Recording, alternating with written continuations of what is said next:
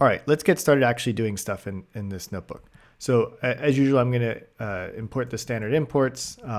And you've hopefully already watched the introductory videos. I am, yes, going to use NumPy, Plotly, and scikit-learn. I won't be using Torch, but I guess we have it here anyways. Comment that out. Okay, so you've also already hopefully looked at the overview video. So we'll get started by loading a toy data set that we can use to demonstrate some of the pitfalls in feature engineering. So I created this synthetic data set. It has just one feature and one response, one Y that we're going to try to make predictions for. So I'm going to make a plot of it. This is a much smaller data set than we've used in the past. It is just one dimensional. I believe there are 9 data points. We can just take a quick look here. Yeah, there are 9 data points in this data set, so it's a very small data set. Now I chose a small data set because it'll be easier to see some of the mistakes that we can make with feature engineering when operating on smaller data. All right, but before we actually dig into some of the mistakes, I first want to set up a very basic linear model on this data. So I have the code to fit the model directly in the notebook. I didn't use scikit-learn. So this is just the straight NumPy linear algebra solve routine. It's going to solve the normal equations that we've used in the past. So this is my function to fit a linear model. As before, we'll use the adds one column to add an additional column of ones. So I'm going to construct my X and Y matrices from the pandas data frame. I'm going to pull them out as NumPy matrices from the columns of the original data frame. I'm going to find a feature function phi for a line, and all it's going to do is take my column of X values and it's going to add a ones column to it.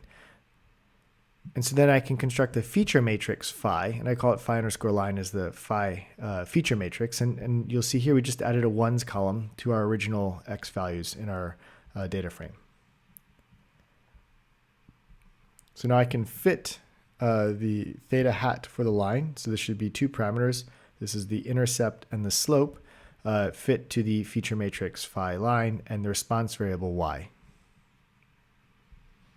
Now to make a prediction, I just take my estimate for my parameters, the theta hat, and I'm going to take my features and multiply it by theta hat. So that's my predict function.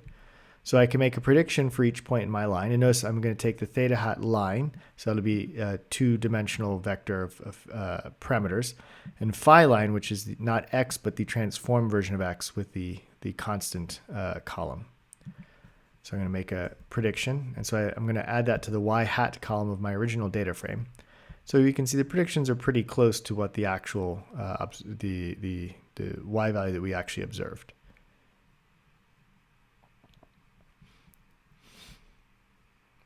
And of course we can plot this.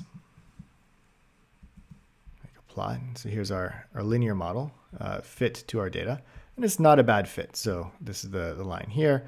And it pretty closely matches what we see with our data. There are a few points that are pretty far from the line. And so in the rest of this notebook, we'll actually try to maybe address some of these outliers. Very quickly, I want to compute the squared loss. We'll use this as just kind of a measure, a way of comparing our different models. So this is just the difference between the true value and the predicted value squared, and I take the mean of that. That the loss for this line is 1.7725, ... So it's not really important what the value is. We're going to look at the squared loss as a way to compare different models. All right, so kind of remember 1.77, that was our basic fit. Now, because I'm going to construct a number of models in this notebook, I wanted to create a class to represent a linear model. So this is my linear model class here. So let's walk through what this class does. So there's a init, so this is my constructor, and it's going to take a feature function. This should be a lambda or a Python function, phi, and it's going to say that's as a member of the class. It has a fit function, and what fit is going to do is going to take an x and a y, and it's going to apply the feature function to get the phi matrix, and then it's going to solve using the NumPy linear algebra routines, phi transpose times phi, and solving for that times theta equals phi transpose times y. So this is the asking to solve the normal equations. And then it's going to save that as a parameter of the class that we can then use to make predictions.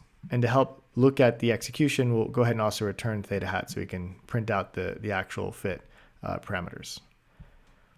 Then the predict function is going to also take an input x, which is the untransformed, the original x column.